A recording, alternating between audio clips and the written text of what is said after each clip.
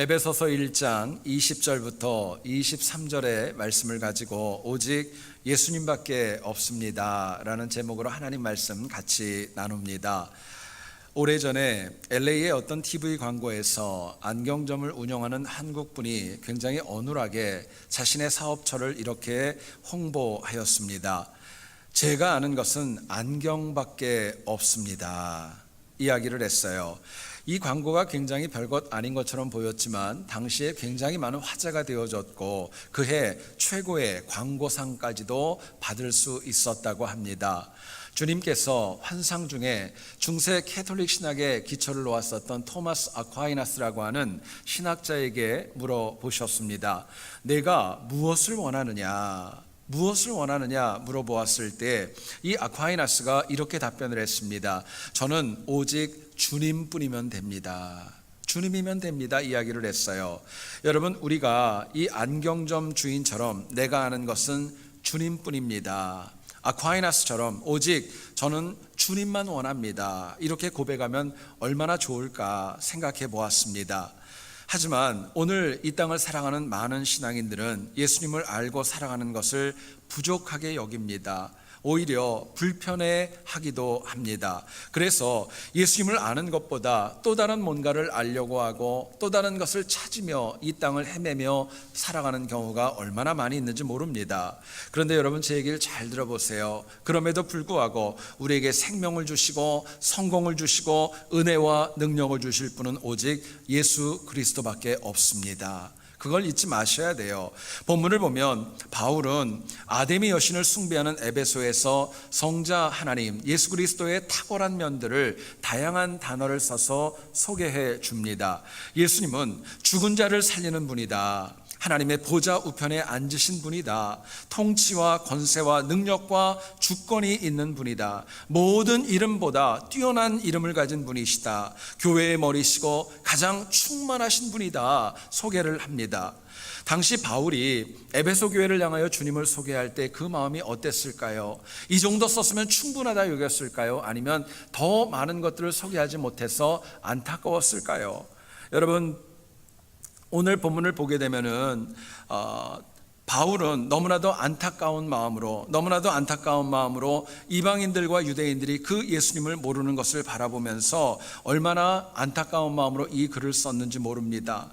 왜 이렇게까지 많은 주님에 대한 소개를 했을까? 예수님은 아담의 신전은 물론이고 그 어떤 우상과도 비교할 수 없는 분이기 때문에 그렇습니다.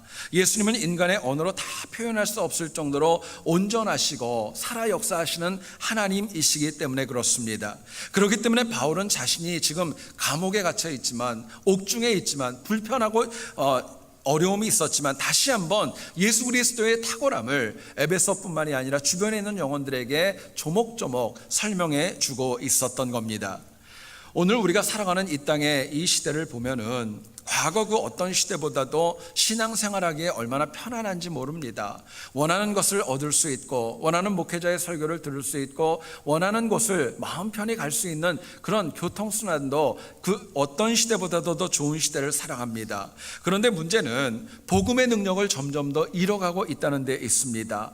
많은 신앙인들이 입술로는, 익숙해서 말로는 예수님밖에 없다고 이야기를 하지만 실제 삶을 바라보게 되면 전혀 그렇지 않을 경우가 너무도 많이 있습니다.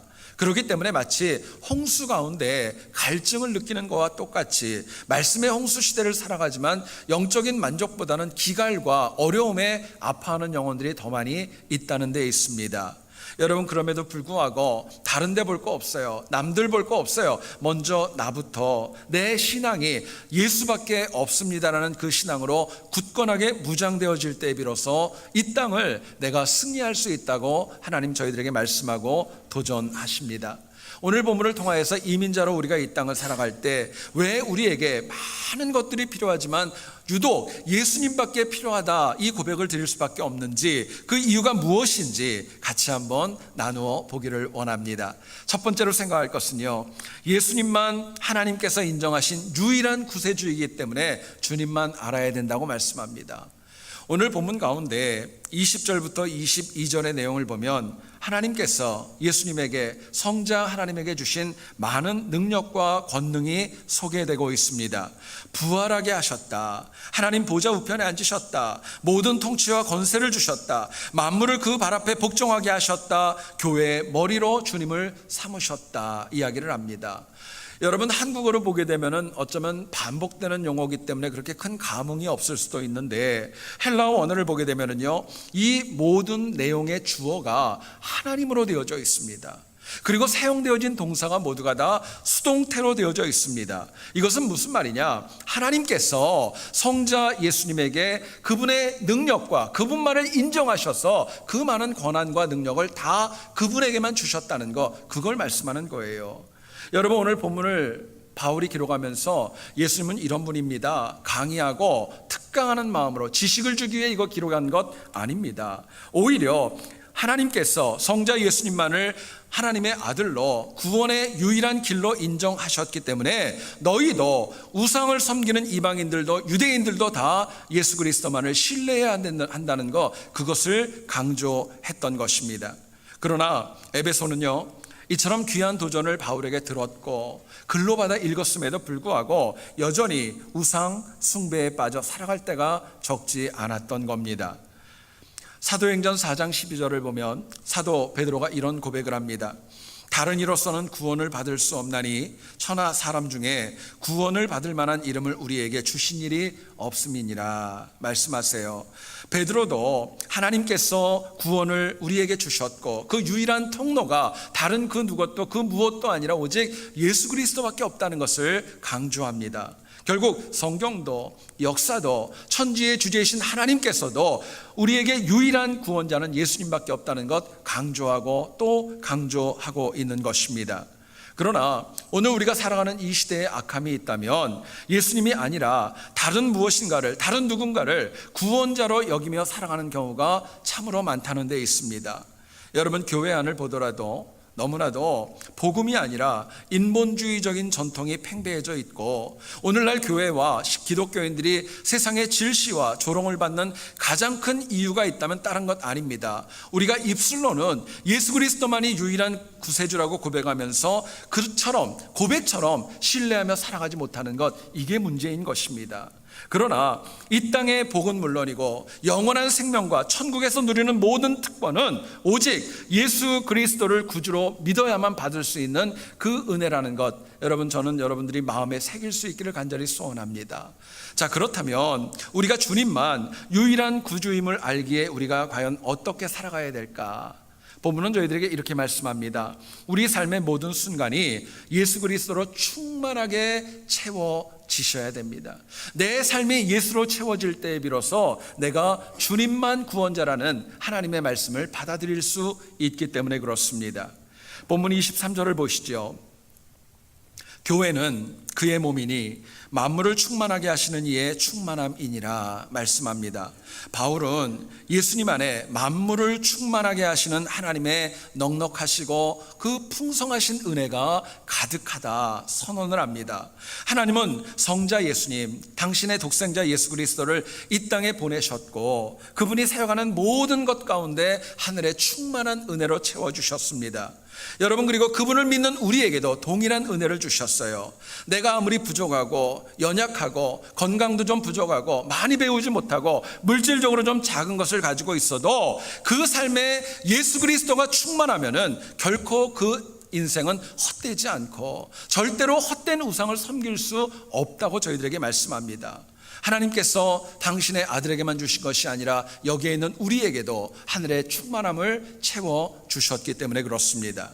그렇기 때문에 바울은 강조합니다. 에베소에 있는 이방인들 뿐만이 아니라 더 나아가서는 유대인들 모두도 반드시 하나님의 충만하신 은혜로 살아가야 한다는 것을 강조하고 또 강조했던 거예요.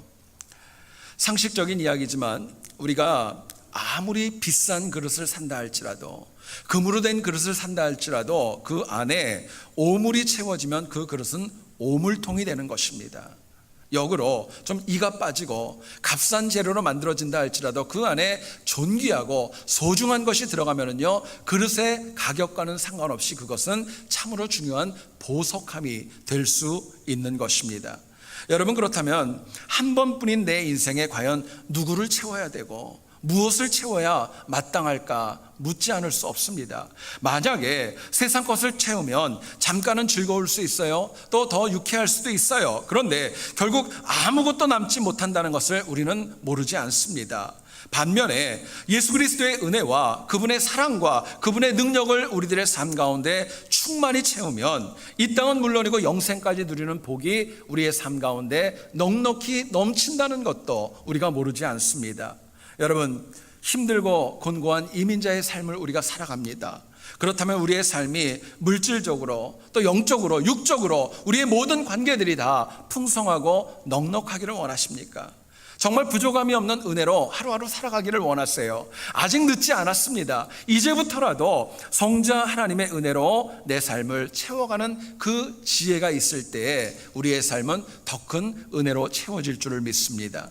그러나 우리의 현실을 보면 머리로는 내 삶을 주님으로 채워야 된다는 거, 내 영혼이 주님으로 가득 차야 된다는 거 모르지 않지만 실제로 우리들의 삶을 보면은 하나님보다는 안 채워도 되는 것, 없어도 되는 것, 그런 것들이 너무나도 가득 채워져 있음을 보게 됩니다. 여러분, 우리의 삶을 가만히 보면 한국인들의 경우에는 어려서부터 어떤 징크스와 같이 금기 목록들을 들으며 자랄 때가 얼마나 많이 있는지 모릅니다. 이런 금기 목록들이 있으면 가능하면 그것을 하지 않으려고 하고 피하려고 하는 경우가 참 우리에게 많이 있지요. 구체적으로 보면 이런 것들이 있습니다. 밤에 피리를 보면 뭐가 나타난다고 합니까? 뱀이 나타난다고 하더라고요. 제가 집에서 몇 번 불어봤어요. 그런 일 없습니다. 또 한 가지 이런 것도 있어요. 밤에 손톱을 자르게 되면은 굉장히 불길하다 이야기를 합니다. 누군가는 그렇게 얘기를 하더라고요. 한밤중에 조명이 좋지 않기 때문에 손 다칠까봐 그거를 못하게 했다라고 이야기도 합니다. 또 우리 한국 분들 정이 너무 많아가지고 꼭 그러죠. 밥을 떠줄 때 뭐라고 얘기를 합니까? 한 번 주면 정이 없고 두 번 줘야 정이 있다고 이야기를 합니다. 여러분, 그거 과학적으로 근거가 있는 거예요? 사실은 그렇지 않거든요. 싫다고 그러는데 억지로 자꾸 두 번 정을 얘기하면서 먹어서 배부르게 할 때가 참 적지 않습니다. 한 가지만 더 소개를 합니다. 이런 것도 있지요. 우리가 어디 의자에 앉아가지고 자기도 모르게 다리를 이러고 떨면은 여러분, 우리 어른들이 뭐라 그래요? 복달아난다고 그렇게 얘기를 합니다. 제가 실제 경험이 있습니다. 우리 세안교회 부임을 어디 이제 신방을 갔어요. 근데 제가 말씀을 전하면서 저도 모르게 이렇게 앉아서 전하다가 다리를 떨었나 봐요. 그랬더니 우리 교회 모 권사님이 그 예배 중인데 제 무릎을 쫙 때리시는 거예요. 제가 너무 놀래가지고 왜 그러시냐고 물어봤더니 그분 말씀이 복 달아난다고. 잠깐 설교가 끊긴 적도 있었어요. 여러분, 한국 분들은 그런 금기 사항이 우리 마음에 너무너무 많이 채워져 있습니다. 이런 것도 있지요. 여러분, 아침에 까마귀가 울게 되면 한국 사람들은 흉조로 여깁니다. 근데 아세요? 일본에선 그게 길조라는 거, 좋아한다는 거예요. 그런데 이것이 동양만이 아니라 우리 서양, 미국 사람들도 그렇고 더 나아가서는 유럽인들도 그렇답니다. 제일 큰 징크스가 있는데 그게 뭐냐면은 13일의 금요일, 그것을 별로 원하지 않습니다. 여러분, 생각해 보세요. 많이 조심을 하는데 왜 이것이 생겼는가? 예수님께서 죽으신 날이 13일의 금요일에 이루어졌기 때문에 이것이 시작되어졌다 이야기도 합니다. 또 역사적으로 보면 십자군 전쟁 때 템플 기사단이라는 그 아주 신실한 그런 군인들이 있었는데 13일의 금요일에 전멸을 당해서 그것이 어려움을 겪게 되었다고 합니다. 근데 여러분 아세요? 이번 7월 13일도 금요일이었다는 거. 근데 큰일 없이 지나갔잖아요. 문제는 어려서부터 채워진 이런 징크스들이 지금 내 삶을 좌지우지할 때가 얼마나 많이 있는지 모릅니다. 이유가 있다면 나도 모르게 내 삶에 채워져 있기 때문에 그래요. 근데 예수님께서 요한복음 16장 33절에서 이렇게 말씀합니다. 이것을 너희에게 이르는 것은 너희로 내 안에서 평안을 누리게 하려 함이라. 세상에서는 너희가 환난을 당하나 담대하라. 내가 세상을 이기었노라 말씀하세요. 결국 예수님으로 내 삶이 채워지면 세상의 징크스가 나를 주관할 수 없습니다. 예수님으로 충만히 채워지면 그 어떤 고정관념과 편견과 상식도 내 삶을 주관할 수 없는 것입니다. 결국 내가 주님을 향하여 갈급한 만큼, 사모하는 만큼 주님의 은혜와 주님의 능력이 내 삶에 채워져야 마땅한 것입니다. 사도 바울은 고린도후서 11장에서 자신이 사역 중에 당했던 많은 어려움과 박해를 저희들에게 일일이 고백해 주고 있습니다. 모진 매를 많이 맞았습니다. 못 먹을 때도 있었고, 마시지 못할 때도 있었고, 배를 타고 가다 파산할 때도 있었고, 강도의 위험과 강의 위험과 동족의 위험이 있었고, 생명을 잃을 만한 많은 위기가 그 인생 가운데 반복되었다고 이야기를 합니다. 그럼에도 불구하고 사도 바울이 그 안에 그리스도가 충만히 채워졌기에, 하나님의 은혜가 채워졌기에 바울은 흔들리지 않았고 담대했고 언제나 교회를 섬기며 중보하는 능력의 헌신자로 남게 되었던 것입니다. 여러분, 내 안에 누가 채워지는가, 또 내 삶에 무엇으로 채워지는가, 이 문제는 작은 것이 아닙니다. 이로 인하여 우리의 지금의 인생뿐만이 아니라 미래의 인생까지도 달라질 수 있기 때문에 그렇습니다. 여러분, 우리는 다 세상 것으로 인하여 채워진 인생은 훗날에는 덧없는 회한과 눈물로 끝날 수밖에 없다는 거 모르지 않습니다. 반면에 복음으로 예수 그리스도로 채워진 인생은 이 땅과 내세에 이르기까지 영생으로 채워진다는 사실도 너무도 잘 알고 있습니다. 그렇다면 질문이 있습니다. 여러분들은 과연 앞으로 누구를 채워가실 거예요? 무엇으로 남은 인생을 채워가셔야 되겠습니까? 저는 여러분들 모두가 다 항상 예수 그리스도 그 복음을 내 삶에 충만히 체험으로 인하여서 주님만 인정하고 주님 앞에 인정받는 승리하는 우리 모두 될 수 있기를 주님의 이름으로 축원드립니다. 두 번째로 생각할 것은요, 왜 예수님밖에 없느냐? 예수님만 우리에게 생명을 주시는 분이기 때문에 그렇습니다. 주님만 생명을 주신다는 거예요. 본문 20절을 보시죠. 바울은 그의 능력이 그리스도 안에서 역사하사 죽은 자들 가운데에서 다시 살리시고 말씀합니다. 부활은 하나님께서 주님을 죽은 자 가운데서 살리셨기에 가능한 사건이었습니다. 이처럼 하나님의 능력으로 부활하신 예수님은요, 그것으로 끝나지 않고 부활의 첫 열매가 되어주셔서 그분을 믿는 영혼들에게 나도 부활하게 하고 여러분들도 부활하게 되고 생명의 은혜를 공급해 주시고 있습니다. 지금도 주님은 교회의 머리로서 지체인 우리들에게 생명과 능력으로 우리에게 하나님의 능력을 공급해주고 있는 것입니다. 여러분, 이처럼 주님의 살리는 사역은 이 땅에만 국한되는 거 아닙니다. 내가 훗날 영생을 얻고 1000년 동안 왕노릇하는 하나님의 나라에 가서도 하나님의 은혜는, 그 살리시는 생명의 능력은 여전히 지속되어질 것입니다. 여러분, 이처럼 예수님은 하나님께서 주신 생명력으로 이 땅에 있는 모든 영혼을 죄와 사망에서 살리기 위해 수고하셨고, 이를 위해서 십자가의 죽음도 마다하지 않는 은혜로 우리에게 다가오셨습니다. 그런데 우리 인간은 이렇게 많은 은혜를 받았음에도 불구하고 생명에 대한 소중함이 별로 없습니다. 몇 년 전에 베네수엘라의 독재자였던 차베스라고 하는 대통령이 58세의 암으로 사망을 하면서 그분이 남긴 유언이 딱 2마디뿐이었다고 합니다. 그 중에 하나는 이것입니다. 나는 죽고 싶지 않습니다. 나는 죽고 싶지 않습니다. 이 이야기를 처절하게 남겼고 마지막으로 남긴 말은 이것이었습니다. 제발 나를 죽게 내버려 두지 말아 주십시오. 나를 죽게 하지 말라고 이렇게까지 강조했지만 결국 이 땅의 삶을 다하고 눈을 감았습니다. 여러분, 인간은 차베스와 다르지 않습니다. 여기에 있는 우리도 살고 싶어 합니다. 잘 살기 위해 노력하지만 역설적으로 우리는 안타깝게도 생명이 아니라 죽음으로 더 빨리 달려갈 때가 더 많이 있습니다. 내가 가진 물질, 건강, 인간관계가 다 한계가 있고 허망하다는 거 모르지 않아요. 입으로 얘기하면 다 그렇다고 얘기하지만 실제의 삶을 보면 여기에 너무나도 집착하며 살아갑니다. 여러분, 정말 붙잡아야 될 생명보다는 붙잡지 말아야 될 사망과 폐역과 내 고집, 자존심, 잘못된 습관, 이거 붙들고 살아갈 때가 더 많이 있습니다. 여러분, 그럼에도 불구하고 세상에서 영원한 것 아무것도 없습니다. 건강 영원하지 않습니다. 내가 가지고 있는 재력, 그것도 영원하지 않아요. 내가 가지고 있는 젊음, 그것도 영원하지 않아요. 오히려 영원한 것은 하나님의 말씀과 예수 그리스도의 생명뿐입니다. 그거밖에 없는 거예요. 자, 그렇다면 우리가 주님께서 우리에게 이처럼 귀한 생명을 주셨기에 우리가 어떻게 살아가야 될까? 본문은 저희들에게 이렇게 말씀합니다. 우리가 항상 거룩함으로 선한 싸움을 싸우며 살아갈 때, 믿음의 선한 싸움을 살아갈 때에 비로소 우리가 주님이 주신 생명을 지킬 수 있다고 말씀합니다. 본문 20절을 보면 하나님은 성자 하나님인 예수님에게 죽음에서 그분을 살리셨고 당신의 보좌 우편에 앉게 하셨다라고 말씀합니다. 그런데 가만히 생각해 보면요, 예수님이 이 땅에 오셔서 30년간의 삶을 사시고 공생의 3년의 기간을 사역을 하셨습니다.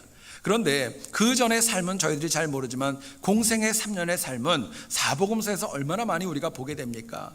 근데 주님의 삶을 보더라도 하나님 보좌 우편에 앉기까지는요 참 쉽지 않았어요. 성자 하나님이셨지만 믿음의 선한 싸움을 싸워야 됐고 그 박해와 핍박이 적지 않았습니다. 조롱과 멸시도 있었습니다. 배고픔도 있었고 피곤함도 있었고 가장 잔혹한 십자가형에 죽기까지, 가장 정말 초라한 말구에 나기까지, 나중에는요 그분이 죽으신 다음에 우리를 위해서 당신의 물과 피까지도 다 쏟아낼 정도로 우리를 위해 모든 것들을 주시며 선한 싸움을 싸우셨던 겁니다. 그럼에도 불구하고 주님은 하나님 보좌 우편에 앉기까지 한 번도 곁길로 가지 않았고 영적으로 이탈하지 않았고 날마다 영적 선한 싸움에서 승리하셨던 거예요. 사도 바울도 신약에 나오는 13개의 서신서를 쓰기까지 정말 목이 잘리며 순교하기까지 그 영혼도 끝까지 주님을 본받아 선한 싸움을 싸우며 많은 열매를 남기게 되었던 겁니다. 여러분 잘 들어보세요. 영생은, 구원은 내가 죄인이지만 예수 그리스도를 믿음으로 인하여 하나님께 받는 값없는 선물입니다. 영생은 내가 주님을 믿고 받는 값없는 선물이에요. 근데 더 중요한 것은 이 악한 세상에서 하나님께 받은 선물과 소중한 그 구원의 생명력을 끝까지 지키는 것입니다. 잃어버리지 않는 거예요. 선한 싸움을 싸워가면서라도 반드시 붙잡고 살아가는 것, 그게 신앙생활인 것입니다. 그러나 오늘 우리의 삶을 보면은요, 믿음을 지키려는 선한 싸움보다는 부질없는 싸움에 너무나도 많이 빠져들어갑니다. 무의미한 경쟁, 쓸데없는 다툼, 여기에 빠질 때가 얼마나 많이 있는지 몰라요. 여러분 실제로 가만히 생각해 보세요. 우리의 삶 가운데는요 아무도 부인할 수 없는 사실이 있어요. 경쟁의식이 있어요. 누구보다 좀 낫다, 저 사람보다는 내가 좀 낫고 우리 자녀가 좀 낫고 우리 교회가 좀 더 낫고, 이런 경쟁의식이 나도 모르게 얼마나 많이 있는지 모릅니다. 전에 제가 한번 말씀드렸던 유모 중에 이런 것이 있습니다. 3명의 할머니가 모여가지고 서로 자식 자랑을 하게 되었습니다. 서로 자기 자식이 최고라고 얘기를 하는데 첫 번째 할머니가 이렇게 얘기를 했습니다. 우리 아들은 목사여서 많은 사람들에게 존경을 받아요. 둘째 할머니가 생각해 보니까 아무래도 지면 안 되잖아요. 그래서 얼토당토한 이야기를 그 첫째 할머니와 다음 옆에 있는 할머니에게 이렇게 얘기를 했습니다. 우리 아들은 교황인데, 말 돼요 안 돼요? 말도 안 되는 내용이에요. 우리 아들은 교황인데 세계에 있는 모든 사람들이 다 우리 아들을 존경한다고 이야기를 하며 큰 소리를 쳤어요. 마지막 남은 세 번째 할머니가 참 황당하잖아요. 저 둘보다는 좀 커야 되겠는데, 그래서 고민하다가 이렇게 얘기를 했답니다. 내 아들은 머리가 대머리고 다리도 짧고 곰보 얼굴에 배가 나왔는데 아직 장가를 못 갔어요. 많은 사람들이 우리 아들을 볼 때마다 꼭 그렇게 얘기를 합니다. 오 마이 갓, 오 마이 갓, 그렇게 얘기를 하기 때문에 우리 아들이 최고라고 그러고 얘기를 하더래요. 여러분 한번 생각해 보세요. 우리의 삶 가운데는 경쟁의식이 많아요. 누구보다 낫기를 원해요. 그리고 그렇기 때문에 더 나은 삶을 위하여서 하루하루 얼마나 많은 수고와 열심이 있는지 모릅니다. 이민자의 삶은 마치 자전거를 타는 것과 같다고 말씀을 드렸어요. 한 번이라도 페달을 굴리지 않으면 넘어질 정도로 너무너무 힘들고 곤고하고 정말 말 그대로 먹고 살기가 얼마나 힘들고 어려우세요. 사실 그게 우리의 현실 아닙니까? 얼마 전에 몇 년 전에 미국 항공우주국인 나사에서 아르바이트 지원자를 모집한다는 광고가 났습니다. 근데 한 달에 그분들에게 아르바이트생 지원생에게 페이하는 돈이 한 달에 무려 5,000불을 주겠다고 이야기를 했어요. 그리고 그 밑에 job description을 보니까 굉장히 심플했어요. 그게 뭐냐면은 하루에 8시간만 잠을 자고 나머지 시간은 게임과 독서 등 자유롭게 보낼 수 있습니다. 누구든지 지원하세요. 그러고 광고를 냈던 겁니다. 생각해 보세요. 8시간 잠을 자고 나머지 시간은 내 마음대로 하면서 5,000불이나 되는 돈을 받는다면 얼마나 쉬운 일일까 생각을 하는데, 그 밑에 보니까 굉장히 자세한 내용이, 그 조건이 까다로웠어요. 이를테면 이런 것들입니다. 여러분, 수면 중에 인간의 몸을 연구를 해서 우주 비행사들의 몸에 연구하는 그 적용을 하기 위해서 이것을 아르바이트생들을 고용했거든요. 첫 번째 조건은 이것입니다. 먼저는 칠흑같이 어두운 가운데, 아무것도 보이지 않는 가운데서 8시간을 자야 됐어요. 그냥 자는 거 아니에요. 뒤척이고 막 이러면 안 돼요. 똑바로 누워가지고 그러고 자야 되고, 그리고 머리보다 발이 좀 높이 있어가지고 체온과 모든 것들을 다 체크업할 수 있도록 그 과정을 해야 되고, 하루 이틀 하면 안 되고 70일 동안을 그것을 해야 한 달에 5,000불의 돈을 주겠다, 그렇게 공고를 했던 것입니다. 여러분 생각해 보세요. 세상의 삶은요, 먹고 사는 것도 그렇고 돈을 버는 것도 그렇고 어떤 경쟁에 있어서도 그렇고요, 전쟁처럼 치열합니다. 그렇기 때문에 낙오하는 영혼들이 많이 있고, 좌절하는 영혼도 많이 있고, 원망하는 분도 많이 있고, 핑계하는 분도 많이 있어요. 그러나 우리가 꼭 기억해야 될 것은요, 마귀와 싸우는 영적 싸움에 있어서는 절대로 낙오자가 되지 말아야 합니다. 아니, 영적인 선한 싸움에 있어서는 반드시 이겨야 된다고 저희들에게 말씀합니다. 여러분, 바울도 그렇게 위대했던 사도도 면류관을 받기 위해서 죽을 힘을 다해 믿음의 선한 싸움을 싸우지 않았습니까? 바울은 회심하기 전에 기독교인들을 박해하면서 살기 등등했던 영혼 아닙니까? 근데 그 영혼이 주님을 만난 다음에 생명을 살리며 헌신하기 위해서 많은 박해를 받았지만 선한 싸움 가운데 모든 영적 전쟁을 이기고 하나님의 사도로 인정을 받은 거 아닙니까? 때로는 육체의 가시도 있었어요. 여러분, 바울에게는요, 하나님에게 구해도 고쳐주지 않는 육신의 질병도 있었지만 그래도 믿음의 선한 싸움을 싸우며 이 모든 어려움을 이겨 나갔던 것입니다. 여러분, 이처럼 하나님께서 주신 영생과 면류관을 받기까지는 어느 누구도 방심하지 마셔야 돼요. 내가 직분이 있다고, 내가 오래 믿었다고, 내가 열심히 한다고, 그렇다고 나에게 영생과 면류관이 지금 보장되어져 있어도 받아야 진짜고 내 겁니다. 그렇기 때문에 그 받기까지 우리의 삶은 끝까지 믿음의 선한 싸움을 싸워야 마땅한 것입니다. 아직 끝나지 않았습니다. 그렇기 때문에 주님이 주신 생명과 영생과 그리스도의 은혜와 말씀을 붙잡고 지키며 살아가는 것, 언제 어디서 누구와 무엇을 해도 반드시 붙잡아야 될 하나님의 은혜라고 저희들에게 말씀합니다. 여러분, 마귀는 지금도 마치 우는 사자가 삼킬 자를 삼키고자 덤비듯이 우리에게 다가옵니다. 때로는 우리에게 건강의 문제로 나를 넘어뜨리려고 하고, 자녀의 문제로 아프게 하려고 하고, 물질과 신분 문제, 좌절과 낙담으로 나를 공격하지만 그래도 내가 더 주님을 굳게 붙잡고 믿음의 선한 싸움을 싸울 때에 하나님이 우리를 승리로 이끌어 줄 줄을 믿습니다. 여러분, 그게 신앙생활이에요. 저는 그렇습니다. 우리 이민자들이 신앙생활 하다 보면은 생각지 않은 어려움들이 발생합니다. 정말 너무너무 어렵고 곤고하고 누구에게도 얘기하지 못할 그런 아픔이 있다 할지라도 간곡히 부탁드리는 것은요, 그렇다고 주저앉을 경우에는 아무런 능력 없습니다. 나 혼자 해결하려는 것도 지혜 아닙니다. 내가 힘들면 힘들수록 가장 먼저 찾아야 될 분은 하나님이십니다. 하나님을 붙들고 믿음의 선한 싸움을 싸우는 영혼에게는 하나님께서 하나님의 방법대로, 하나님의 시간에, 하나님의 사람들을 붙이셔서 우리에게 치유와 회복의 은혜를 주시기 때문에 그렇습니다. 여러분, 그렇기 때문에 힘드세요?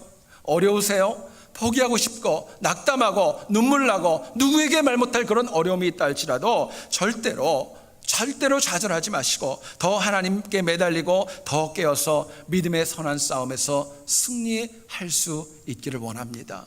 여러분, 그래서 힘들어도 더 주님만 알고 더 주님만 붙들어서 하나님 주시는 생명으로 예수밖에 없다는 믿음으로 승리하는 우리 모두 되어질 수 있기를 다시 한번 주님의 이름으로 축원드립니다.